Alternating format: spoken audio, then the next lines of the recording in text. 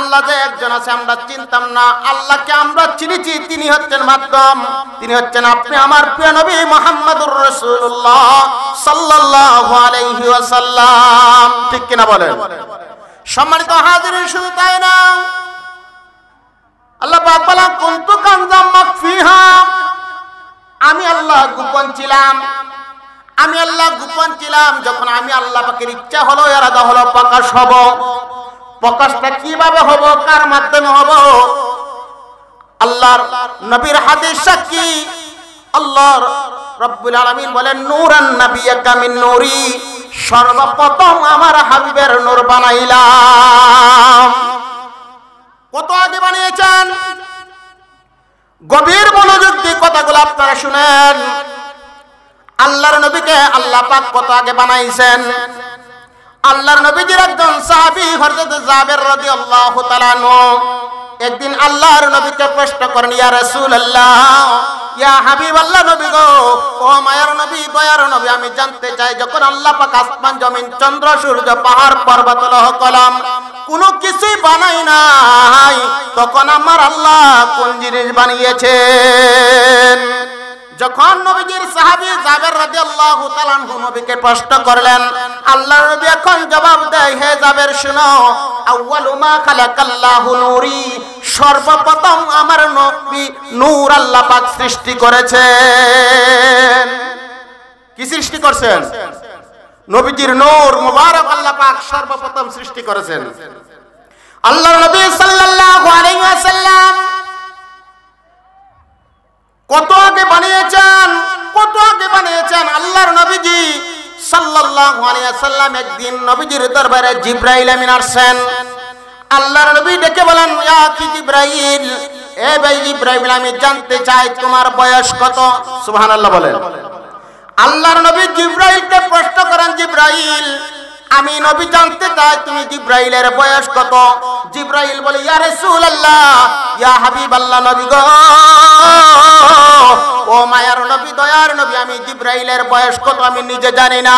আল্লাহর নবী বলেন, তারপর তোমার কি সাধারণ কোনো হিসাব আছে কিনা? জিবরাইল বলে, নবী গো, ও মায়ার নবী, দয়ার নবী, আমার কাছে একটা হিসাব আছে সাধারণ। আল্লাহর নবী ডেকে বলেন, তোমাকে আল্লাহ রাব্বুল আলামিন বানানোর পরে তুমি কোন জিনিস দেখেছো আমাকে বলো। জিবরাইল বলেন, নবী গো, ও মায়ার নবী, দয়ার নবী, আল্লাহ তাবারক ওয়া তাআলা আমি জিবরাইলকে যখন বানাইলো, যখন আমি জিবরাইলকে সৃষ্টি করলো, আমি সর্বপ্রথম আকাশের মধ্যে একটা লাল রঙের একটা তারকা দেখেছি। সুবহানাল্লাহ বলেন। আমি জিবরাইল আকাশের মধ্যে একটা লাল রঙের তারকা দেখেছি। ওই তারকা যখন উদিত অবস্থায় থাকতো, উঠিয়া থাকতো, তখন ৭০,০০০ বছর পর্যন্ত উদিত অবস্থায় থাকতো। ওই তারকাটা যখন ডুবিয়া যাইতো গো নবীজি, তখন ৭০,০০০ বছর পর্যন্ত ডুবন্ত অবস্থায় থাকতো। আবার যখন ওই তারকাটা উঠতো, তখন ৭০,০০০ বছর পর্যন্ত উঠন্ত অবস্থায় দেখতাম। আবার যখন ওই তারকাটা ডুবিয়া যাইতো, ৭০,০০০ বছর পর্যন্ত ডুবন্ত অবস্থায় থাকতো। ইয়া রাসূলুল্লাহ, নবী গো, ও মায়ার নবী, দয়ার নবী, ওই তারকাটা উঠতে এবং ডুবতে আমি জিবরাইলের জীবনে ৭২,০০০ বার দেখেছি। ইয়া রাসূলুল্লাহ, আপনি এখন নবী চিন্তা করে দেখুন আমি জিবরাইলের বয়স কত। নবী ডেকে নবী মুস্কি হাসি দিয়ে বলেন, ইয়া কি জিবরাইল, এ ভাই জিবরাইল, তোমার জীবনে ৭২,০০০ বার যে তারকাটা তুমি দেখেছো, এই তারকা এখন দেখলে চিনবে কিনা? জিবরাইল বলেন, খোদার কসম, যে তারকাটা আমার জীবনে ৭২,০০০ বার দেখেছি, ওই তারকাটা দেখলে অবশ্যই আমি চিনব। আল্লাহর নবী ডাক দিয়ে বলেন, ইয়া কি জিবরাইল, এ ভাই জিবরাইল, তুমি আমার পিছনে আসো, আমার জামা মুবারকটা একটু তুলিয়া ধরো। জিবরাইল নবীজির পিছনে গেলেন, জামা মুবারকটা তুলিয়া ধরলেন। যে তারকাটা ৭২,০০০ বার দেখেছে, ওই তারকাটা নবীজির পিঠ মুবারকের মধ্যে দেখা যায়। নবী ডাকে বলেন, জিবরাইল, আনা রাসূলুল্লাহ, ওই তারকাটাই আমি নবী ছিলাম। এই জন্য আমার নবীর সূরত হচ্ছে ৩টা। কয়টা? আমার নবীজির সূরত কয়টা? তিনটা। এক নাম্বার সূরতের নাম হচ্ছে সূরতে হাক্কি, দুই নাম্বার সূরতের নাম হচ্ছে সূরতে মালাইকা, তিন নাম্বার সূরতের নাম হচ্ছে সূরতে বাশারি। আমাদের মধ্যে যে দুনিয়াতে আসছেন মানবীয় কবার সূরত, কিন্তু হাকিকত নবী হচ্ছেন নূরুন আলা নূর। নবী জুড়ে বলেন সুবহানাল্লাহ। আল্লাহর নবীজি নূর অসংখ্য আয়াত দ্বারা প্রমাণ। সম্মানিত হাজিরিন, গভীরভাবে আপনারা খেয়াল করুন, বাংলাদেশের মধ্যে যিনি বুখারী শরীফের অনুবাদ করেছেন উনার নাম হচ্ছে আল্লামা আজিজুল হক রাহমাতুল্লাহি আলাইহি। উনি একজন কওমের আলেম, বাংলাদেশের সব আলেমের মধ্যে উনি একজন শ্রদ্ধাশীল একজন আলেম, আমরাও তার মানি এমন একজন আলেম আল্লামা আজিজুল হক রাহমাতুল্লাহি আলাইহি। উনি বুখারী শরীফ বাংলা পঞ্চম খণ্ডে উনি বুখারী শরীফের ব্যাখ্যা করতে যায়া উনি সূরা মায়েদার আয়াত উনি ব্যাখ্যা করেন, কাদ জাকুম মিনাল্লাহি নূর ওয়া কিতাবুম মুবিন। কাদ জাকুম মিনাল্লাহি নূর, এই নূরের ব্যাখ্যা দিতে যায় উনি লেখেন এই নূর দ্বারা হচ্ছে নবী মুহাম্মদুর রাসূলুল্লাহ সাল্লাল্লাহু আলাইহি ওয়াসাল্লাম। সেই নবী করিম সাল্লাল্লাহু আলাইহি ওয়াসাল্লামের উম্মত আপনি আমি। সেই নবীকে আপনি আমি যদি মানি, নবীর উপর যদি বেশি বেশি দুরূদ শরীফ পড়ি, নবী খুশি হবে কি না জুড়ে বলেন? নবী ছাড়া জান্নাতে যাওয়া যাবে না। আল্লাহ নবীজির সাহাবী হযরত ওমর রাদিয়াল্লাহু তাআলা আনহু হাদিস বর্ণনা করেন, আল্লাহর নবীজির সাহাবী ওমর ইবনে খাত্তাব রাদিয়াল্লাহু তাআলা আনহু বলেন, তোমাদের ইবাদত বندگی দোয়া যদি কবুল করাইতে চাও, তাহলে প্রত্যেকটা দোয়ার মধ্যে, প্রত্যেকটা নেক কাজের মধ্যে আমার নবীর ওসিলা লাগবে। তোমরা যে জমিন থেকে আসমান দেখতেছো, এই আসমান এবং জমিনের মধ্যবর্তী জায়গার মধ্যে যায় তোমাদের দোয়া ঝুলন্ত অবস্থায় থাকে। হাদিস সাক্ষী, হাদিস সাক্ষী, আল্লাহর নবীজির হাদিস সাক্ষী রেখে আপনাদেরকে শোনাচ্ছি। আল্লাহর নবী বলেন তোমাদের দোয়া আসমান এবং জমিনের মধ্যবর্তী জায়গার মধ্যে ঝুলন্ত অবস্থায় থাকে। এই দোয়া আরশে আজিমের মধ্যে ওঠে না। সাহাবায়ে কেরাম প্রশ্ন করলেন, ইয়া রাসূলুল্লাহ, কেন দোয়া আরশে আজিমের মধ্যে পৌঁছায় না? আল্লাহর নবী এবারে বলেন, সাহাবীরা রে, যে দোয়ার মধ্যে, যেই ইবাদতের মধ্যে আমি নবীর দুরূদ নাই, আমি নবীর উসিলা নাই, এই ইবাদত আল্লাহ পাক কবুল করেন না। সুবহানাল্লাহ। তাহলে বোঝা যায় প্রত্যেকটা কাজে কর্মের মধ্যে আমার নবীজির উসিলা লাগবে, ঠিক কিনা বলেন? সম্মানিত হাজিরিন, এতক্ষণ পর্যন্ত আমরা নবীর উপর দুরূদ পড়লাম। এই যে নবীর উপর দুরূদ শরীফ পড়লাম, ভালো লাগছে না খারাপ লাগছে? সম্মানিত হাজিরিন, এই দুরূদ শুধু আমরা পড়ি না, আল্লাহর নবী হাদিস সাক্ষী, আল্লাহর নবী ফরমান, যে ব্যক্তি আমি রাসূলকে মহব্বত করে ভালোবেসে একবার দুরূদ শরীফ পড়বে, সঙ্গে সঙ্গে তার আমলনামা থেকে 10টি গুনাহ মাফ হয়ে যাবে। কয়টা গুনাহ মাফ হয়ে যাবে? 10টি গুনাহ মাফ হয়ে যাবে। শুধু তাই না, 10টি গুনাহ কেটে 10টি নেক তার আমলের মধ্যে উঠিয়ে দিবেন। 10টা দরজা তার জন্য আল্লাহ পাক বুলন্দ করে দিবেন। অসম্মানিত হাজিরিন, সেই নবী করিম সাল্লাল্লাহু আলাইহি সাল্লামের উম্মত আপনি আমি, যে নবীজির উম্মত হওয়ার পর আমরা মানুষ হয়ে আজকে শ্রেষ্ঠ নবীর উম্মত হয়ে নবীর উপর দুরূদ শরীফ পড়তে রাজি না। অথচ কুরআনুল কারীমের মধ্যে আল্লাহ পাক বলছেন, ইন্নাল্লাহা ওয়া মালাইকাতাহু ইউসাল্লুনা আলান নবী ইয়া আইয়ুহাল্লাযীনা আমানু সাল্লু আলাইহি ওয়া সাল্লিমু তাসলিমা। আল্লাহ রাব্বুল আলামিন বলেন, আল্লাহ গো তুমি কি করো? আল্লাহকে যদি প্রশ্ন করি, আল্লাহ তো আমি কিছুই করি না, তবে আমি আল্লাহ পাকের একটা কাজ আছে। ও কাজটা কি? আমার বন্ধুর উপর ফেরেশতাদেরকে নিয়ে দুরূদ শরীফ পড়ি। সুবহানাল্লাহ বলেন। কি পড়েন? নবীর উপর স্বয়ং আল্লাহ দুরূদ পড়েন ফেরেশতাদেরকে নিয়ে। আল্লাহ রাব্বুল আলামিন আবার ডাক দেন, ইয়া আইয়ুহাল্লাযীনা আমানু, হে ঈমানদারগণ। আয়াতের মধ্যে আল্লাহ পাক ইচ্ছা করলে কাফেরদেরকে ডাক দিতে পারতেন, মুনাফিকদেরকে ডাক দিতে পারতেন, বেঈমানদেরকে ডাক দিতে পারতেন। আল্লাহ পাক তা করেন নাই। অসংখ্য আয়াতের শুরুতে আল্লাহ পাক বলছেন, ইয়া আইয়ুহাল্লাযীনা আমানু, হে ঈমানদারগণ, সাল্লু আলাইহি ওয়া সাল্লিমু তাসলিমা, তোমরা বেশি বেশি করে আমার বন্ধুর প্রতি সালাতু সালাম পাঠ করো। জুড়ে বলেন সুবহানাল্লাহ। স্বয়ং আল্লাহ পাক কোরআনের মধ্যে দলিল দেয় নবীর উপর দুরূদ শরীফ পড়ার জন্য। আমরা এখন নবীর উপর দুরূদ শরীফ পড়ি না। ও বন্ধু, অনেক বাইরে আছে দুরূদ শরীফ পড়লে তাদের গায়ে আগুন লেগে যায়। তারা বলবে, মনসুর মোল্লা জামে মসজিদের হুজুর আযানের আগে নবীর উপর দুরূদ পড়ে এরপর আযান দেয়। যখন মনে চায় তখন দুরূদ শরীফ পড়ে। আমি তোমাকে প্রশ্ন করি ভাইজান, কোরআন 30 পারা কোরআনের মধ্যে কোন আয়াতের মধ্যে, কোন একটা হরফের মধ্যে, কোন একটা শব্দের মধ্যে দুরূদ শরীফ পড়ান যাইতো না এরকম কোন শব্দ আছে? আমাকে দেখাও। দুরূদ যে পড়ান যাইতো না, আমার আল্লাহ পাক নিষেধ করছে কোরআন থেকে এমন একটা আয়াত আমাকে বাইর করে দেখাও, তাহলে তোমার কথাটা আমি মেনে নেব।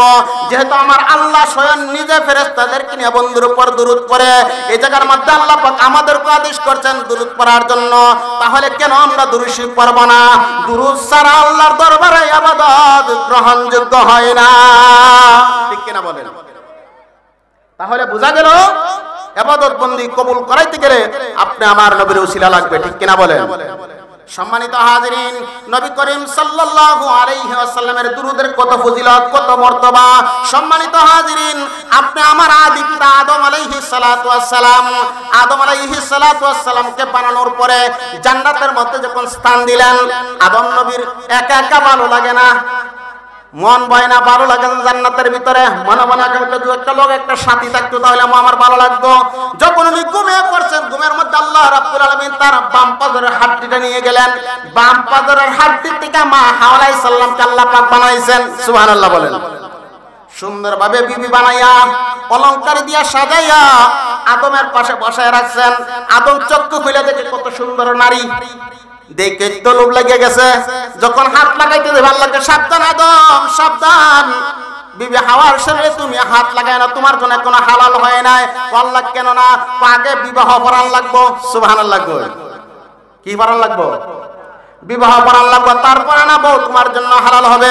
আল্লাহ কিভাবে কি করবো? আল্লাহ কয় আমি জিব্রাইল রে পাঠাইতাছি। জিব্রাইল আমিন আসছেন, জিব্রাইল আসিয়া বলেন বিয়া করতে গেলে তো মহারানা ধরা লাগবো, ঠিক কিনা গেল? মোহর লাগবে কি লাগবে না? বিবাহ করতে গেলে মোহর লাগবে। আল্লাহর নবী আদম আলাইহিস সালাতু ওয়াস সালাম জিবরাইলকে বলেন কিভাবে কি বিবাহ করব, আমাকে আপনি বাতায় দেন। জিবরাইল বলেন আদম, আপনাদের বিবাহের মহরানা আল্লাহ পাক ধার্য করছেন। আপনি আদম এবং বিবি হাওয়া দুইজনে মিলিয়া যদি আখিরি পয়গম্বরের উপর 10 বার দুরূদ শরীফ পড়েন, আপনাদের বিবাহের মহরানা আদায় হয়ে যাবে। আপনি আমার আদিপিতা বাবা আদম এবং মা হাওয়ার বিবাহ হয়েছে নবীদের দুরূদ দিয়া। তখন আমার নবী দুনিয়াতে আসেন নাই, আইছে তখন আখির নবী কি আসছে দুনিয়ায়? তখন আপনার নবী আমার নবী আসেনি নাই। তখন আমার আল্লাহ রাব্বুল আলামিন বলছেন তোমাদের বিবাহ হলো আদম এবং হাওয়া দুইজনে মিলে আমার বন্ধুর উপর 10 বার দুরূদ শরীফ পড়ো, তোমাদের বিবাহের মহারানা আদায় হয়ে যাবে, বিবি হাওয়া তোমার জন্য হালাল হয়ে যাবে। জোরে বলেন সুবহানাল্লাহ। সম্মানিত হাজিরিন, এমন একজন নবীর উম্মত আপনি আমি, সেই নবীর উপর আজকে দুরূদ শরীফ পড়তে গেলে অনেক ভাইদের গায়ে আগুন লাগে। কই ইমাম মনসুরুল্লাহ জামে মসজিদের ইমাম সাহেব আজানের আগে দুরূদ শরীফ পড়ে, আর টাইম পায় না। নবীর দুশমনি যারা করবে মনে রাখতে হবে তাদের পতন অনিবার্য। এই জমিনের মধ্যে যারাই আল্লাহর নবীর সাথে বেয়াদবি করেছে তারাই লানতের তক্তায় জমিনের মধ্যে রয়েছে, ঠিক কিনা বলেন? সম্মানিত হাজিরিন, আল্লাহর নবী সাল্লাল্লাহু আলাইহি ওয়াসাল্লাম, আল্লাহর নবী সাল্লাল্লাহু আলাইহি ওয়াসাল্লামের উপর দুরূদ শরীফ শুধু আমরা মানুষ যারা তারা করি না।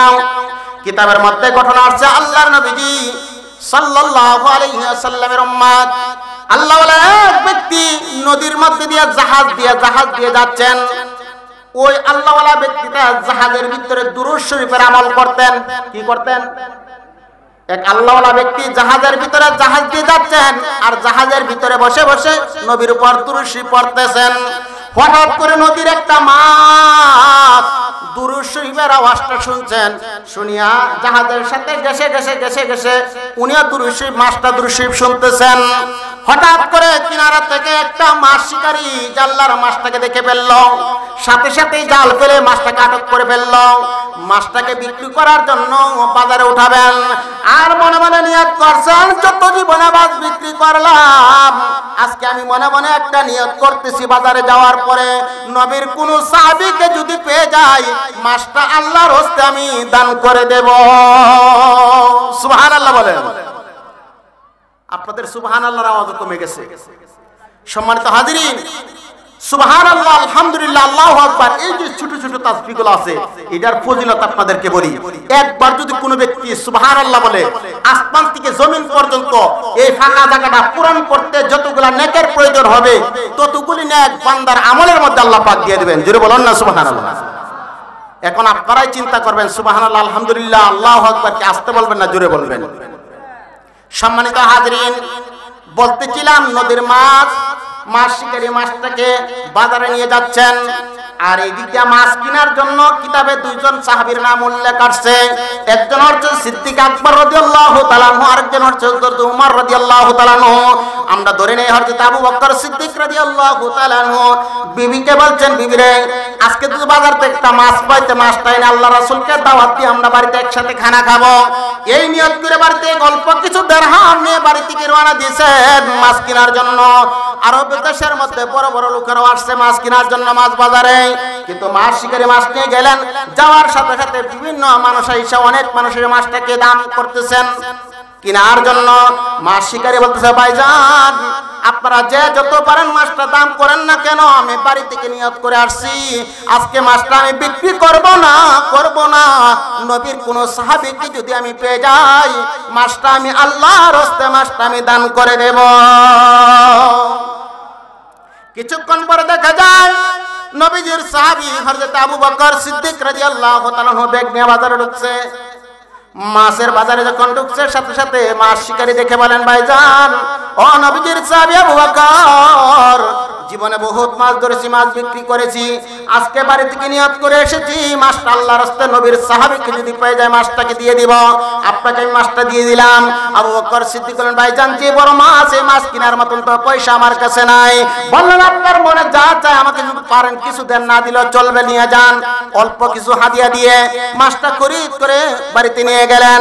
বিবি সাহাবার কাছে গিয়ে বললেন, বিবি সাহাবা, মাছটাকে সুন্দরভাবে ধুয়ে কুটে তুমি মাছটা রান্না করো, আমি আল্লাহ রাসূলকে দাওয়াত দিয়ে আসি। আবু বকর সিদ্দিক রাদিয়াল্লাহু তাআলা আনহু গেছেন আল্লাহ রাসূলকে দাওয়াত দেওয়ার জন্য। বিবি সাহাবা মাছটাকে সুন্দরভাবে কুটে ধুয়ে যখন রান্না করার জন্য গেলেন, তখন এই বড় সমস্যা দেখা দিল। আল্লাহু আকবার বলেন। বিবি সাহাবা যখন মাছ করার মধ্যে দিয়ে, তৈলের মধ্যে দিয়ে যখন চুলার নিচে আগুন দিতে যায়, সাথে সাথে আগুন নিভিয়া যায়। কয়েকবার চেষ্টা করলেন, আগুন ধরাইতে পারলেন না। কিছুক্ষণ পরে নবীর সাহাবী হযরত আবু বকর ঘরের মধ্যে আসলেন, হুজরা শরীফে আসলেন। আসার পরে ডাক দিল, ও আমার স্বামী আবু বকর, জীবনে কত মাছ আনলেন, কত মাছ আমি কেটে আপনাকে রান্না করে দিলাম, খেলেন, এমন সমস্যা তো কোনোদিন হয় নাই। আজকে যখন মাছ তৈলের মধ্যে দিয়ে যখন আমি আগুন দিতে যাই, সাথে সাথে আগুন নিভিয়া যায়। আবু বকর সিদ্দিক রাদিয়াল্লাহু তাআলা নিজেও কয়েকবার চেষ্টা করলেন, দেখা গেল আগুন দিতে গেলে আগুন নিভিয়া যায়, আর পারলেন না। আল্লাহ রাসূলের কাছে ছুটে গেলেন, ইয়া রাসূলুল্লাহ, বড় আউশ করে মাছ আনছিলাম, আল্লাহর নবীজি খেয়াল করে দেখে গো, এটা সাধারণ মাছ না, এই মাছটা আমার নবীর উপর দুরূদ শরীফ পড়তো। আল্লাহর নবী ডাক দিলেন, সাহাবী আবু বকর, ওরে আবু বকর, তোমরা যেরকম ভাবে আমি নবীকে ভালোবাসো, মহব্বত করো, এরকম ভাবে নদীর মাছটা আমি রাসূলকে মহব্বত করে ভালোবাসে। শুধু তাই না রে, আমি রাসূলের উপরে এই মাছটা দুরূদ শরীফ পড়তো, আর এই দুরূদ শরীফ পড়ার কারণে আল্লাহ তাবারক ওয়া তাআলা এই দুনিয়ার আগুন এই মাছের জন্য হারাম করে দিয়েছেন। আল্লাহুম্মা সাল্লি আলা মুহাম্মাদ নাবিয়ানা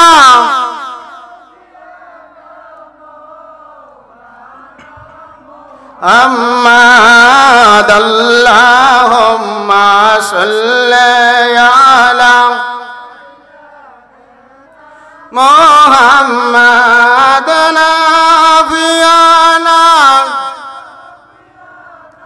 মাওলানা।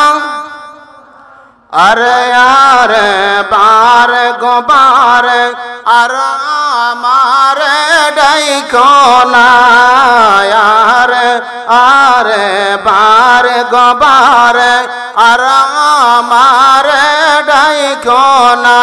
আরে আমি যাহার পাগল হই সোনার মদিনায় আল্লাহুম্মা মহব্বতে সাইয়্যিদানা মুহাম্মাদ নাবিয়ানা লানা মুহাম্মাদ আল্লাহুম্মা সাইয়্যিদানা মুহাম্মাদ নাবিয়ানা মাওলানা লা ইলাহা ইল্লাল্লাহু মুহাম্মাদুর রাসূলুল্লাহ সাল্লাল্লাহু তাআলা আলাইহি ওয়াসাল্লাম। সম্মানিত হাজিরিন, আপনাদের কি কষ্ট হইতেছে? আমি শুধু ভূমিকার মধ্যেই কিন্তু কথা বলতেছি। আমি কিন্তু যে আয়াত তেলাওয়াত করেছি আয়াতের কাছে কিন্তু এখনো যাই নাই। আমি কিন্তু আমার মূল আলোচনা এখনো আমি যাই নাই, শুধু ভূমিকার মধ্যে শুধু এতক্ষণ কথাবার্তা বললাম। যাই হোক, যেহেতু আমার পরে অনুকলমায়ে কেরাম আছেন, আসবেন, এই জন্য আমার আলোচনাটা আমি কোরআনের আয়াতের দিকে আমি চলে যাচ্ছি। আমি কোরআনুল কারীম থেকে একটা আয়াতে কারিমা আপনাদের সামনে তেলাওয়াত করেছি। আল্লাহ পাক বলছেন ওয়া রাফানা লাকা যিকরাক, যে হাবিব আপনার শান মান আমি আল্লাহ রাব্বুল আলামিন বুলন্দ করে দিয়েছি, বাড়িয়ে দিয়েছি। সুবহানাল্লাহ বলেন। নবীজির শান কে বাড়াইছেন? স্বয়ং আল্লাহ নিজে বাড়াই দিয়েছেন। আল্লাহ পাক বলেন ওয়া রাফানা লাকা যিকরাক, যে হাবিব আপনার জিকির, আপনার শান, আপনার মান আমি আল্লাহ রাব্বুল আলামিন বুলন্দ করে দিয়েছি, বাড়িয়ে দিয়েছি, শুধু বাড়তে থাকবে। সুবহানাল্লাহ বলেন। এখন আপনি আর আমি বললে নবীর শান কি বলবো, কি জানি আর কি বলবো? যে নবীজির শান স্বয়ং আল্লাহ বাড়াইছেন। কত বাড়াইছেন? আল্লাহর নবীজির হাদিস সাক্ষী, এই পৃথিবীর মধ্যে যত সাগর মহাসাগর রয়েছে, নদ নদীর সাগর মহাসাগর রয়েছে, সাগরের পানি যদি কালি হয়, আর এই জমিনের মধ্যে এই পৃথিবীর বুকে যতগুলা গাছ বৃক্ষ রয়েছে, প্রত্যেকটা গাছ দিয়ে ডালপালা দিয়ে যদি কলম বানানো হয়, প্রত্যেকটা ডালপালা গাছ দিয়ে যদি কলম বানানো হয়, আর সাগর মহাসাগরের পানি যদি কালি হয়, আর আমার নবীর প্রশংসা যদি লেখা করা শুরু করে, তারপর বিন্দু পরিমাণ লেখা শেষ করতে পারবে না। আমার আলোচনার ভিতর দিয়ে ফাঁকে ফাঁকে ছোট ছোট মাসলা গুনাহ জেনে নিতে হবে। এই যে নবীজির নাম শোনা মাত্র আমরা চুমুকে চোখের মধ্যে লাগালাম। অনেক বাইরে আছে এটাকে শিরিক বিদআত নাজায়েজ বলে, ঠিক কিনা বলেন? নবীজির নাম শোনা মাত্র, নবীজির নাম শুনে চুমুকে চোখের মধ্যে লাগানো, এটা হচ্ছে সিদ্দিক আকবর রাদিয়াল্লাহু তাআলা আনহুর সুন্নাত। জোরে বলেন সুবহানাল্লাহ। হুজুর কিভাবে হলো সুন্নাত? আল্লাহর নবীজি একদিন হযরত বেলাল রাদিয়াল্লাহু তাআলা আনহুকে ডেকে বলেন, বেলাল তুমি এতদিন তো কাবার দিকে ফিরে আযান দিতেছ, আজকে আমি রাসূল বলছি তুমি কাবা ঘরের ছাদের উপরে উঠে একটু আযান দিয়ে দাও। বেলাল রাদিয়াল্লাহু তাআলা আনহু উঠলেন কাবা ঘরের ছাদের উপরে আযান দেওয়ার জন্য। বেলাল রাদিয়াল্লাহু তাআলা ছাদের উপর উঠে এখন চিন্তা করে, হায় হায়, এতদিন আমি কাবার দিকে ফিরে আযান দিছি, আজকে তো কাবা আমার পায়ের নিচে, আমি কোন দিকে ফিরে আযান দেব? নবীজি সাল্লাল্লাহু আলাইহি সাল্লামের কাছে সিদ্দিক আকবর দাঁড়িয়ে আছেন। নবীজি বেলাল রাদিয়াল্লাহু তাআলা আনহুর দৃশ্য দেখে মুস্কি মুস্কি হাসতেছেন। দেখে বলেন, বেলাল রে, ওরে বেলাল আযান দাও না কেন? ইয়া রাসূলুল্লাহ, এতদিন আমি কাবার দিকে ফিরে আযান দিতাম গো নবীজি, আজকে তো কাবা আমার পায়ের নিচে, আমি কোন দিকে ফিরে আযান দেব? আল্লাহর নবী ডেকে বলেন, বেলাল, ওরে বেলাল, এখনো কি আমি নবীকে চিনতে পারো না? ওরে বেলাল, আরে বেলাল, আমি যদি না হইতাম এই কাবা হইতো না, আমি নবী যদি না হইতাম আমার আল্লাহ কোনো কিছু বানাইতো না। অতএব দেরি করো না, দেরি কইরো না, আনা রাসূলুল্লাহ, আমি রাসূলের দিকে ফিরে তুমি আযানটুকু দিয়ে দাও। তাহলে বোঝা যায় নবী কাবার ও কাবা, ঠিক কিনা বলেন? যে কাবা আল্লাহ পাক বানাইছেন, এই কাবা তো আমার নবী যদি না হইতো আমার আল্লাহ এই কাবা বানাইতেন না। অতএব বোঝা যায় নবী কাবার ও কাবা। জোরে বলুন ঠিক কিনা? সম্মানিত হাজিরিন, সেই হযরত বেলাল রাদিয়াল্লাহু তাআলা আনহু যখন আযান দেয়, আযানের মধ্যে যখন আশহাদু আন্না মুহাম্মাদুর রাসূলুল্লাহ শব্দটা আসলো, আশহাদু আন্না মুহাম্মাদুর রাসূলুল্লাহ শব্দটা আসলো, সাথে সাথে হযরত সিদ্দিক আকবর রাদিয়াল্লাহু তাআলা আনহু বলেন, উনি একটা দোয়া পড়লেন, কুররাতাইনি বিকা রাসূলুল্লাহ সাল্লাল্লাহু আলাইহি ওয়াসাল্লাম এই দোয়াটা পড়ে উনি চুমুকে চোখের মধ্যে লাগালেন।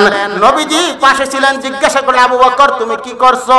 বলেন ইয়া রাসূলুল্লাহ আপনি রাসূলের নাম শোনা মাত্র আমি চুমুকে চোখের মধ্যে লাগালাম। নবীজি বলেন হাল্লাত লাকুম শাফাতি, তোমার জন্য সুপারিশ করা আমি নবীর ওয়াজিব হয়ে গেছে। রায় আবু বকর আজকে থেকে যারা এই আমলটা করবে রে, এই আমলটা যারা করবে আল্লাহ নবীজি বলেন তাদেরকে সুপারিশ করে করে আমি রাসূল জান্নাতে নেব। শুধু তাই না, আরেকটা সুসংবাদ আবু বকর শুনে নাও, যারা এই দোয়াটা পড়বে কুররাতের বেকা রাসূলুল্লাহ বলে চুমুকে চোখের মধ্যে লাগাবে, নবীজি বলেন এই দুইটা চোখের মধ্যে কোনোদিন রোগ হবে না। আমরা আমল করার দরকার আছে কি আছে না? এই জন্য নবীর নাম শোনা মাত্র যারা সুন্নি মুসলমান যারা নবীর নাম শোনা মাত্র চুমুকে চোখের মধ্যে লাগায়, এটা লাগানো হলো হযরত সিদ্দিক আকবর রাদিয়াল্লাহু তাআলা আনহুর সুন্নাত। জোরে বলেন সুবহানাল্লাহ। সম্মানিত হাজিরিন, বলতেছিলাম রাসূল পাক সাল্লাল্লাহু আলাইহি ওয়াসাল্লামের শান মান আমার আল্লাহ কত বাড়িয়েছেন। যেই নবীকে মানলে আপনি আমি জান্নাতি হয়ে যাব, ঠিক কিনা বলেন? আর নবীকে যদি না মানেন তার ঠিকানা হবে জাহান্নাম। যেহেতু আল্লাহ নবী সাল্লাল্লাহু আলাইহি ওয়াসাল্লাম হাদিসের শরীফের মধ্যে বলছেন কুল্লু উম্মতি ইয়াদখুলুনাল জান্নাহ, নবীজি ফরমান আমার প্রত্যেকটা উম্মত জান্নাতের মধ্যে যাবে। কোথায় যাবে? নবীজি বলছেন কুল্লু উম্মতি ইয়াদখুলুনাল জান্নাহ, আমি নবীর প্রত্যেকটা উম্মত জান্নাতে যাবে। নবীজি তারপরে হাদিসের মধ্যে বলেন ইল্লা মান আবা, তারা কারা? তারা সারা। সাহাবায়ে কেরাম জিজ্ঞাসা করলেন ইয়া রাসূলুল্লাহ কি লা মানাবা, তারা কারা? নবীজি ডেকে বলেন সাহাবীরা রে শোনো রে, যারা আমি রাসূলকে মানবে তারা যাবে জান্নাতে, আমি রাসূলকে যারা মানবে না তারা যাবে জাহান্নামের মধ্যে। তাহলে রাসূলকে মারা দরকার আছে কি আছে না? সেই নবীজির প্রেম ভালোবাসা নিয়ে যদি আমরা কবরের মধ্যে যাই, কবরের মধ্যে গেলে আমার আল্লাহ পাক আপনাকে আমাকে জান্নাত নসিব করবে। সম্মানিত হাজিরিন, নবীকে মানার নাম হচ্ছে ঈমান, নবীকে না মানার নাম হচ্ছে বেঈমান, ঠিক কিনা বলেন? সম্মানিত হাজিরিন, এই জন্য আমরা আল্লাহ রাসূলকে মানতে হবে, মানার মতন মানতে হবে। কিছু মানলাম কিছু মানলাম না, এই মানার নাম কিন্তু ঈমান না, ঈমানদার না।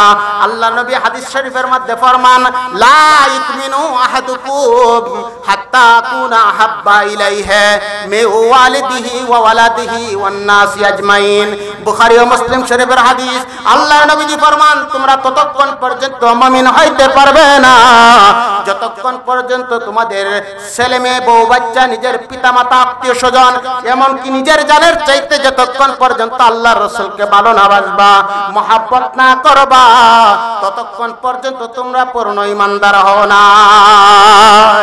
সম্মানিত হাজিরিন, তাহলে হাদিস থেকে প্রমাণ হয়ে যায় সব কিছুর চাইতে আল্লাহর রাসূলকে বেশি ভালোবাসতে হবে। বেশি ভালোবাসার নাম হচ্ছে ঈমানদার। জোরে বলেন ঠিক কিনা? আজকে নবীজির কেমন মানামানি, আর আপনি আমি কেমন মানামানি? সাহাবায়ে কেরাম নবীকে কেমন মানতেন? সাহাবায়ে কেরাম নবীকে কেমন মানতেন? সাহাবীদের যুগে সাহাবীদের ভালোবাসা কেমন ছিল? নবীজির একজন সাহাবী যার নাম হচ্ছে হযরত হানজালা রাদিয়াল্লাহু তাআলা আনহু, যিনি নতুন বিবাহ করেছেন, রাত্রে বেলা স্ত্রীকে নিয়ে বাসর ঘর করছেন, রাত্রে বেলা স্ত্রীকে নিয়ে বাসর ঘর করছেন, সকাল বেলা ফরজ গোসলের জন্য কিনারায় দাঁড়াইছেন গোসল করবেন। এই মুহূর্তের মধ্যে কে যেন রাস্তা দিয়ে বলে যায় দিনের নবী উহুদের ময়দানে শহীদ। এই কথাটা যেই মাত্র হানজালার কানে আসলো, সাথে সাথে ফরজ গোসলের পানি ছেড়ে দিয়ে ঘরের মধ্যে দৌড়ে যে বললেন বিবি রে তাড়াতাড়ি তরবারি আমার হাতে দাও। তরবারি হাতে নিলেন, নিয়ে যুদ্ধের ময়দানে রওনা দিলেন। বিবি ডেকে বলেন বিবি ও স্বামী কোথায় যাও? ও তুমি কি শুনো না কে যেন বলে গেছে দিনের নবী উহুদের ময়দানে শহীদ। নবী যদি বেঁচে না থাকে রে বিবি, আমি হানজালা বেঁচে থাকলে লাভ হবে কি? হে বিবি দোয়া করো, যদি বেঁচে থাকি সাক্ষাৎ হবে, আর যদি শহীদ হয়ে যায় তাহলে দেখা হবে হাসরের ময়দানে। বিবির কাছ থেকে বিদায় নিয়ে যুদ্ধের ময়দানে চলে গেলেন। যুদ্ধ করতে করতে করতে করতে এক পর্যায়ে হযরত হানজালা রাদিয়াল্লাহু তাআলা শহীদ হয়ে গেলেন। যুদ্ধ যখন শেষ হয়ে গেল, আল্লাহর নবী সাহাবায়ে কেরামকে ডেকে বলেন সাহাবীরা রে, ও সাহাবীরা যারা যুদ্ধের ময়দানে শহীদ হয়েছে তাদের লাশগুলা তুমি বাহির করে একখানা করো। সাহাবায়ে কেরাম আপনাদের জানাতে হবে যারা আল্লাহর রাস্তায় জিহাদ করে শহীদ হয় তাদেরকে বিনা গোসলে কবর দেওয়া হয়। সুবহানাল্লাহ বলেন। যারা আল্লাহর রাস্তায় যারা শহীদ হয়, আল্লাহর নবীজির যুগে যারা শহীদ হয়েছে তাদেরকে বিনা গোসলে তারা কবরস্থ হয়েছেন। কারণ তারা কেন গোসল দেওয়া হয় না, হাদিস শরীফের মধ্যে আসছে তারা এই রক্ত জামানি হাসরের ময়দানে আল্লাহর দরবারে দাঁড়িয়ে যাবেন, ডাক আল্লাহ গো তোমার হাবিবের জন্য, তোমার বন্ধুর প্রেমের জন্য যাই আমরা জীবন দিছি, যুদ্ধ করে জীবন দিয়ে আসছি, আল্লাহ তুমি আমাদেরকে শাহাদাতের মর্যাদা দান করো। তারা এই রক্ত মাখা জামানি উঠবে, আল্লাহ তাবারক ওয়া তাআলা ওই দিন শহীদদেরকে তাদেরকে বিনা হিসাবে জান্নাত দিয়া দিবে। সেই হযরত হানজালা রাদিয়াল্লাহু তাআলা আনহু যুদ্ধের ময়দানে শহীদ হয়ে গেলেন। নবীজি সমস্ত লাশদেরকে একখান করতেছেন। কিছুক্ষণ পরে দেখা যায় আওলাকে পাগল বেশে একটা মহিলা নবীর কাছে চলে আসছে, আসে বলে ইয়া রাসূলুল্লাহ, ইয়া হাবিবাল্লাহ, নবী গো আপনার কাছে আমার অনুরোধ, প্রত্যেক সাহাবায়ে কেরামকে বিনা গোসলে আপনি কবর দিয়ে দেন, আমার কোনো দুঃখ নাই, কিন্তু আমার স্বামীকে আপনি গোসল ছাড়া কবর দিবেন না। আল্লাহর নবী ডেকে বলেন তুমি কে, পরিচয় কি? আল্লাহ নবী মহিলা বলতেছি ইয়া রাসূলুল্লাহ আমি হচ্ছে আপনার সাহাবী হযরত হানজালা রাদিয়াল্লাহু তাআলা আনহুর বিবি। গতকালকে মাত্র বিবাহ করে স্বামী স্ত্রী দুইজন বাসর ঘর করেছি। সকালবেলা কে যেন মদিনার রাস্তা দিয়ে বলে যায় দিনের নবী উহুদের ময়দানে শহীদ। স্বামী ফরজ গোসলের কথা বলে গিয়ে ফরজ গোসল না করে যুদ্ধের ময়দানে চলে আসছে। যুদ্ধ করে মনে হয় আমার স্বামী মনে হয় শহীদ হয়ে গেছে। ইয়া রাসূলুল্লাহ সবাইকে আপনি বিনা গোসলে কবর দেন, কিন্তু আমার স্বামী হানজালাকে আপনি গোসল ছাড়া কবর দিবেন না। সাথে সাথে আল্লাহর নবী সাহাবায়ে কেরামকে ডেকে বলেন সাহাবীরা আমার হানজালার লাশ কোথায় আছে তাড়াতাড়ি বাহির করো। সাহাবায়ে কেরাম অনেকবার তাকাইলেন, অনেক দিক দিয়ে তাকাইলেন, কিন্তু লাশ খুঁজে পান না। আল্লাহর নবী লাশ বিচারেন, লাশ পান না। হঠাৎ করে আল্লাহ রাব্বুল আলামিন জিবরাইলকে ডাক দিলেন, জিবরাইল আমার বন্ধুকে বলা আকাশের দিকে তাকানোর জন্য। আল্লাহর নবী যখন আকাশের দিকে তাকাইলেন, তাকায় নবী দেখে গো জান্নাতের ফেরেশতারা আসমানের মধ্যে হযরত হানজালাকে গোসল করাচ্ছে। ইয়া রাসূলুল্লাহ যে হানজালা ফরজ গোসলের কথা বলে গিয়ে আপনার জন্য জীবন দিল, আমি আল্লাহ পাক দুনিয়ার সাধারণ পানি দিয়ে তাকে গোসল দিতে চাই নাই, আমি আল্লাহ পাক জান্নাতের পানি তাকে গোসল করানো অপেক্ষা করেন। লাশ নিয়ে ফেরেশতারা নামতেছে।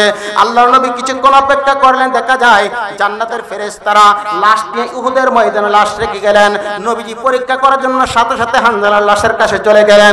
গিয়া নবী দেখে গো হযরত হানজালার গাল চুলের আগাবে দাড়ি ভিজে ভিজে পানিগুলা জমিনের মধ্যে স্পর্শ করতেছে। নবীজি একবারে সাহাবীরা আমার হানজালাকে গোসল দিতে হবে না, আমার হানজালার গোসল হয়ে গেছে। যে হানজালা আমার জন্য জীবন দিল সে আল্লাহ রাব্বুল আলামিন তাকে জান্নাতের পানি দ্বারা গোসল দিয়েছেন। সাহাবায়ে কেরাম নবীকে এত ভালোবাসতেন, মহব্বত করতেন। আপনি আমি কেমন মহব্বত করি? ভালো করে একটা তুফান একটা বিপদ আসলে নবীর প্রেম ভালোবাসা ভুলে যায়। সম্মানিত হাজির, মনে রাখতে হবে সাহাবীরা জীবন দিচ্ছেন তারপরে কোনোদিন ঈমান দেন নাই, ঠিক কিনা বলেন? সাহাবীরা প্রয়োজনে জীবন দিচ্ছেন কিন্তু ঈমান দেন নাই। তাদের কাছে নবীজির দাম এত ছিল, এত বেশি ছিল। আপনি আমার কাছে নবীজির ইজ্জত নাই, সম্মান নাই। আজকে নবীকে কত বেঈমান কাফের মুশরিকরা নবীকে গালি দেয়, আমরা একটা প্রতিবাদ করতে পর্যন্ত পারি না, ঠিক কিনা বলেন? সম্মানিত হাজিরিন, আল্লাহ নবীজির দাম কত বেশি, কত ঊর্ধ্বে। আপনাদেরকে হানাফি মাযহাবের 4 জন ইমাম ছিলেন।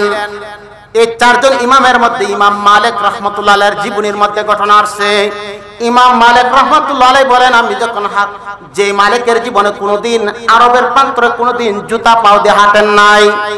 সাহাবায়ে কেরাম ওনার ছাত্ররা জিজ্ঞাসা করলেন ও ওস্তাদজি আপনাকে কোনোদিন আরবের প্রান্তরে জুতা পাও দিয়ে হাঁটাহাঁটি করতে দেখি নাই, কারণ কি? জবাব দিলেন ছাত্ররা রে এই জন্য আমি জুতা পাও দিয়ে হাঁটাহাঁটি করি না, কারণ আমি তো জানি না আমার দিন নবী কোন জায়গায় হাঁটাহাঁটি করেছেন জুতা মোবারক পাও দিয়ে। আমি মালিক যদি জুতা পাও দিয়ে যদি হাঁটাহাঁটি করি আর আমার নবীজির কদমের উপরে যদি আমি আমার কদম পড়ে তাহলে বেয়াদবি হবে। সেই কথা চিন্তা করে ইমাম মালিকের জীবনে কোনোদিন জুতা পাও দিয়ে হাঁটেন নাই। সেই ইমাম মালিক রাহমাতুল্লাহ আলাইহি বলেন আমি একদিন ছাত্রদেরকে হাদিস পড়াচ্ছি, হাদিসের দরজ দিচ্ছি। ইমাম মালিক বলেন আমি ছাত্রদেরকে হাদিস পড়াচ্ছি, হঠাৎ করে হাদিস পড়ানো কালে একটা বিচ্ছু এসে আমার হাতের মধ্যে একটা কামড় মারলো। একটা কামড় মারার পরে ছাত্ররা দেখেন উস্তাদজি হাদিসে পড়ায় কিন্তু বিচ্ছুকে সরায় না। আবার কিছুক্ষণ পরে বিচ্ছুটা আরেকটা কামড় মারলো, উস্তাদজি শুধু হাদিসে পড়ায় কিন্তু বিচ্ছু সরায় না। উস্তাদজির দিকে লক্ষ্য করে দেখে চেহারাটা আস্তে আস্তে লীর বর্ণ ধারণ করতেছে। ছাত্ররা লক্ষ্য করে দেখে কারণ কি, প্রথম কামড়টা দেওয়ার পরে উস্তাদজি বিচ্ছু সরাইবার কথা, বিচ্ছু না সরায় শুধু হাদিসে পড়ায় কারণ কি, একটা নয় দুইটা নয় এরকম ভাবে 16টা কামড় হাতের মধ্যে বসায়া দিছে। 16টা কামড় বিচ্ছু বসায়া দিল, হাদিস পড়া শেষ, বিচ্ছুটা চলে গেল। ছাত্ররা প্রশ্ন করেন, ওগো আমাদের উস্তাদজি ইমাম মালিক, আমরা জানতে চাই যখন প্রথম বিচ্ছুটা প্রথম কামড় দিল তখন হয়তো হাদিস পড়া বন্ধ করে দিয়ে বিচ্ছু সরাইবার কথা, কিন্তু আপনি হাদিসে পড়ান বিচ্ছু সরান না কারণ কি? ছাত্রদেরকে লক্ষ্য করে বলেন, ছাত্ররা আমি তোমাদের কাছে এতদিন বহুদিন যাবত তোমাদেরকে আমি হাদিসের দরজ দিচ্ছি, হাদিস পড়াচ্ছি, আজকে তোমাদের কাছে আমি একটা ফতোয়া জানতে চাই, তোমরা বলো তো দেখি আমি ইমাম মালিকের জীবনের দাম বেশি না নবীর হাদিসের দাম বেশি? ইমাম মালিক রাহমাতুল্লাহ আলাইহি ছাত্রদের দিকে যখন প্রশ্ন করলেন, ছাত্র হাও মাও করে কাঁদতে আরম্ভ করলেন। ওগো উস্তাদজি কেমন প্রশ্ন করলেন, কেমন ফতোয়া জানতে চাইলেন? আপনার নবীর হাদিসের সাথে আপনার জীবনের দাম চলে না। ছাত্রদেরকে ডেকে বলেন, ছাত্র তাহলে কেন আমাকে তোমরা প্রশ্ন করলা? বিচ্ছু কামড় দিল, আমি কেন বিচ্ছু না সরে হাদিস পড়া বন্ধ করলাম না? এ ছাত্ররা শুনে নাও, শুনে নাও, শুনে নাও, আমি ইমাম মালিকের জীবন যদি চলে যাইতো রে, তারপরে 1 মিনিটের জন্য নবীর হাদিস পড়া বন্ধ দিতাম না। ও প্রিয় হাবিব পাগলের রাখছো কেন দূরে পরন? ও প্রিয় হাবিব পাগলের রাখছো কেন দূরে? ও প্রিয় হাবিব পাগলের রাখছো কেন দূরে? পাগল ছিল হযরত বিল্লাল পাইল তোমার, পাগল ছিল হযরত বিল্লাল পাইল তোমার, ওই বিল্লালের মতো পাগল বানাও আমার প্রিয় হাবিব পাগলের রাখছো কেন দূরে? ও প্রিয় হাবিব পাগলের রাখছো কেন দূরে? পাগল ছিল ওয়াসকরণে জুবা দিল তার, আমি পাগলাই চাই না কিছু চাই যে তোমার প্রিয় হাবিব পাগলের রাখছো কেন দূরে? ও প্রিয় হাবিব পাগলের রাখছো কেন দূরে? ও প্রিয় হাবিব পাগলের রাখছো কেন দূরে? আল্লাহুম্মা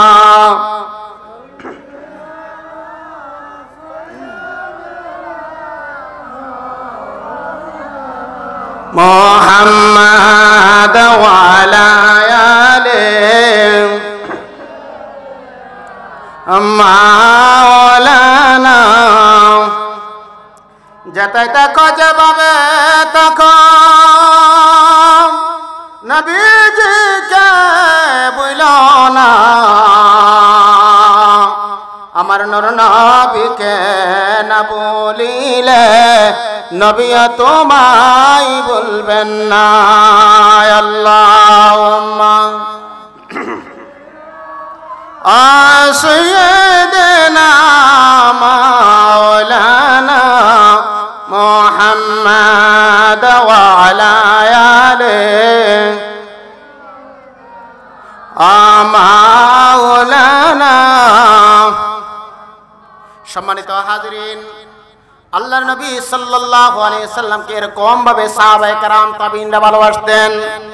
সাহাবায়ে কেরাম যদি নবীর প্রেমে জীবন দিতে পারেন, আপনি আমার সেরকম ভাবে জীবনও দেওয়া লাগে না, শুধু নবীকে মহব্বত করলে চলে।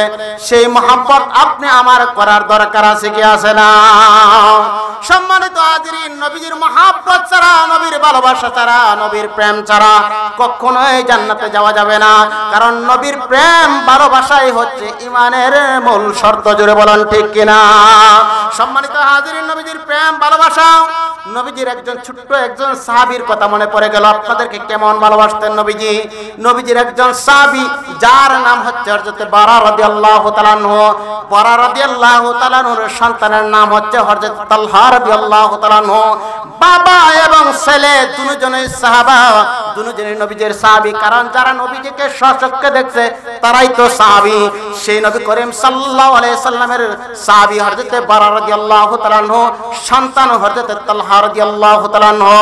বাপ বেটা দুজনে নবীজির দরবারে গেছেন সাক্ষাৎ করার জন্য। সাক্ষাৎ করিয়া যখন চলে আসতেছেন বিদায় নিয়ে, কিছু দূর আসার পরে বারা রাদিয়াল্লাহু তাআলা আনহু সন্তানকে ডেকে বলেন, হে আমার সন্তান, তুমি একটু দাঁড়াও, আমি আল্লাহর রাসূলকে দেখে আমার তৃপ্তি মিটে নাই, তুমি একটু দাঁড়াও, আমি আল্লাহর রাসূলকে আবার যায় দেখে আসি। বারা রাদিয়াল্লাহু তাআলা আনহু আবার নবীজির দরবারে গেছেন রাসূলকে দেখার জন্য। আমার নবী ডেকে বলেন, বারা রে, কিছুক্ষণ আগে আমি রাসূলের কাছ থেকে বিদায় নিয়ে চলে গেলে আবার কেন আসছো? বলে, ইয়া রাসূলুল্লাহ, আপনি রাসূলের নূরানি চেহারা যতই দেখি ততই ভালো লাগে। সুবহানাল্লাহ বলেন। যতই দেখি আপনি রাসূলের চেহারা ততই ভালো লাগে, এই জন্য আবার আসলাম দেখার জন্য। আবার বিদায় নিয়ে চলে গেলেন। যাওয়ার পরে বারা রাদিয়াল্লাহু তাআলা সন্তান তালহা রাদিয়াল্লাহু তাআলা বলেন, বাবা গো, ও বাবা, আমি বুঝছি তুমি রাসূলকে দেখার জন্য আবার গেছো। ও বাবা, তুমি যেই তো গেছো আমাকে নেও নাই, এখন আমি রাসূলকে যাই দেখবো, তুমি কিন্তু যাইতে পারবা না। সন্তান তালহা রাদিয়াল্লাহু তাআলা রাসূলের দরবারে গেলেন। গিয়ে যখন হাজির হইলেন, আল্লাহর নবী ডেকে বলেন, হে বারার সন্তান তালহা, তুমি না বিদায় নিয়ে চলে গেলে আবার কেন আসলে? বলে, ইয়া রাসূলুল্লাহ, আমি ছোট মানুষ হইতে পারি গো নবীজি, আপনি রাসূলকে যতই দেখি ততই আমার ভালো লাগে। তালহা রাদিয়াল্লাহু তাআলা বিদায় নিয়ে বাবার কাছে গেলেন। বাপ বেটা দুজনেই নবীজির বাবার কাছে চলে যাবেন। তালহা নবীজি সাল্লাল্লাহু আলাইহি ওয়াসাল্লাম সাথে সাথে বাবাকে ডাক দিলেন, হে বারা, আমার কাছে আসো। হে বারা, তোমরা বাপ বেটা দুজনের প্রেম ভালোবাসা দেখে আমি রাসূল অত্যন্ত খুশি হয়ে গেছি। বিশেষ করে তোমার সন্তান যে ভালোবাসা, তার ভিতরে যে প্রেম আমি নবীর প্রতি, তার ভালোবাসা দেখে আমি রাসূল খুশি হয়ে গেছি।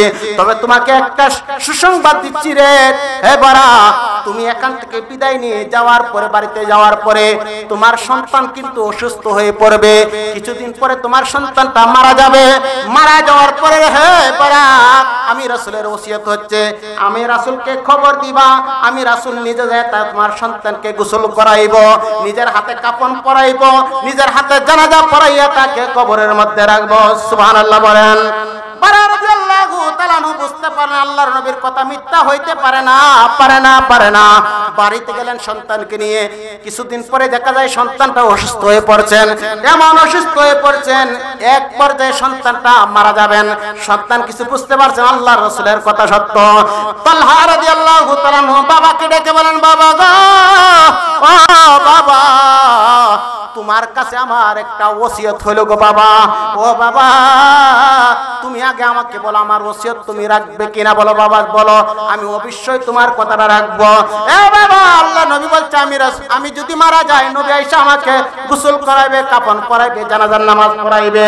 ও বাবা, তোমার কাছে আমার ওসিয়ত হলো, আমি যদি তালহা দিনের বেলা মারা যাই, তাহলে রাসূলকে তুমি খবর দিবা। ও বাবা, যদি রাত্রে বেলা যদি আমি তালহা মারা যায়, আমার দিনের নবীকে খবর দিবা না।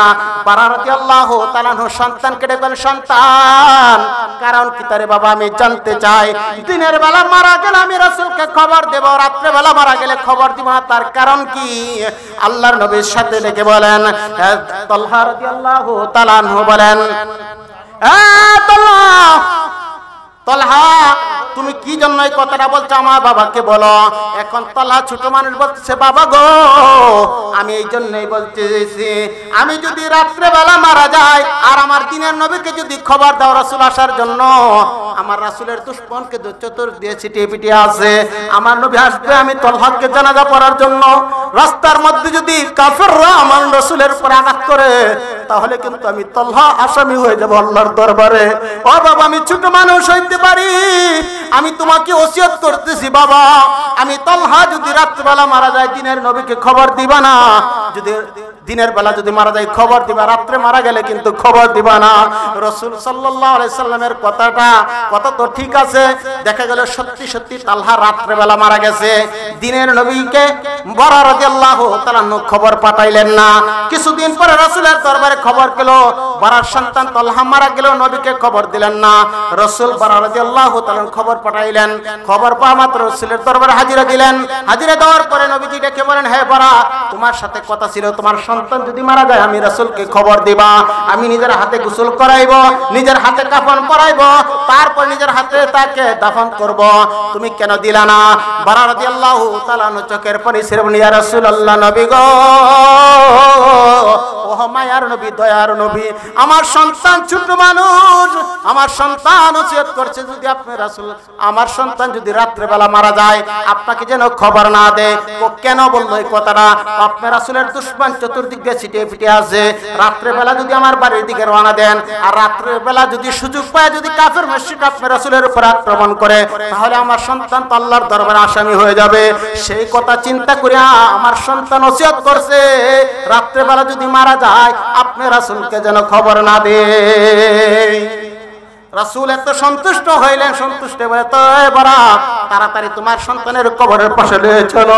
নবীজি কবরের পাশে যাইয়া হাত পায়ে দোয়া করে, আল্লাহ, ছোট মানুষ তালহা আমি রাসূলের প্রেম ভালোবাসা যেরকম ভাবে দেখাইছে, আমি রাসূল খুশি হয়ে গেছি।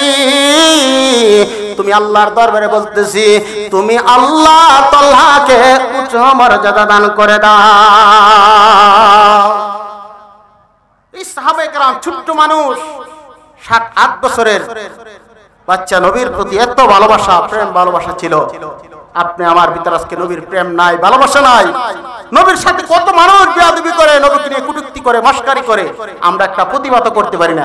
আরে মিয়া, একটা ইমানদারের একটা ইমানের লক্ষণ হলো যেখানে নবীর দুশমনরা নবীকে নিয়ে গালি দিবে, কটূক্তি করবে, বেয়াদবি করবে, সেখানে আপনি কমপক্ষে আপনি হাত দ্বারা না পারেন, আপনার জবান দ্বারা হলো আপনি বাধা দেন। ঠিক কিনা বলেন?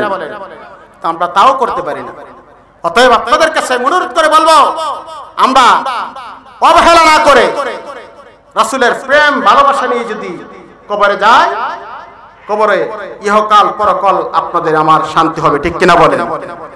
আজকে আমরা অনেক মানুষ আছি শুধু আমলের দোহাই, ভাই আমল করেন, আমল কারো পাই নাই।